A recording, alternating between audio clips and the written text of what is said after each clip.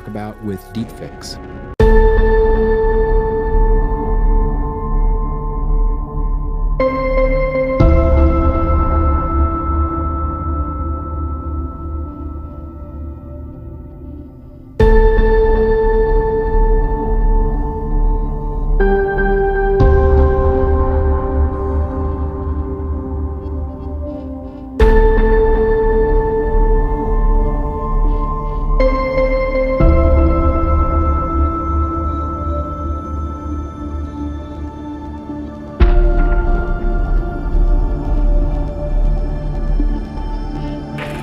The movie industry has been a leader in some of the techniques that we now talk about with deepfakes.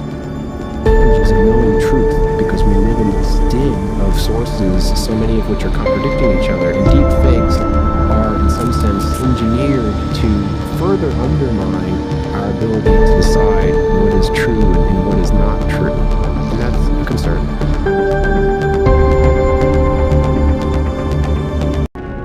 Deepfakes are videos, typically, that involve placing person A's head onto person B's body and making them appear very realistically to say or do things that they never in fact said or did.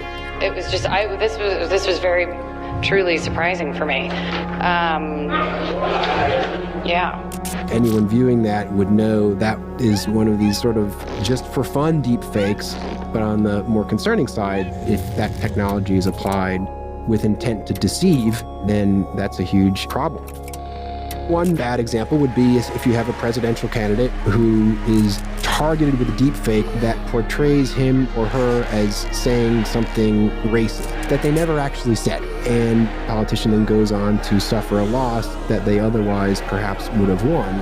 And so, unfortunately, I do think deepfakes are going to be a feature of, and their shadow will be long, in the sense that even when there isn't a deepfake, the fact that the technology exists undermines the ability to know whether something is actually a real video or not.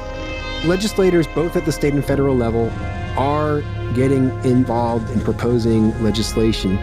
But the challenge is there's a tension, right? On the one hand, you have broad scope of freedom of expression under the First Amendment. On the other hand, you have deepfakes being used in some cases to make videos that are problematic and certainly violate any number of rights that a person may have.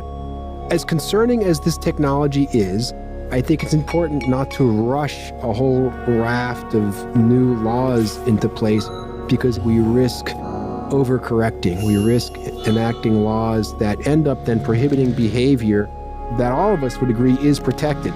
Criminalizing speech, parody, for example, would in fact address deepfakes, but in doing so, would also run afoul of the First Amendment. We are crossing over into an era where we have to be skeptical of what we see on video. So, how we move forward is going to be the difference between whether we survive or whether we become some dystopia. Thank you, and stay woke.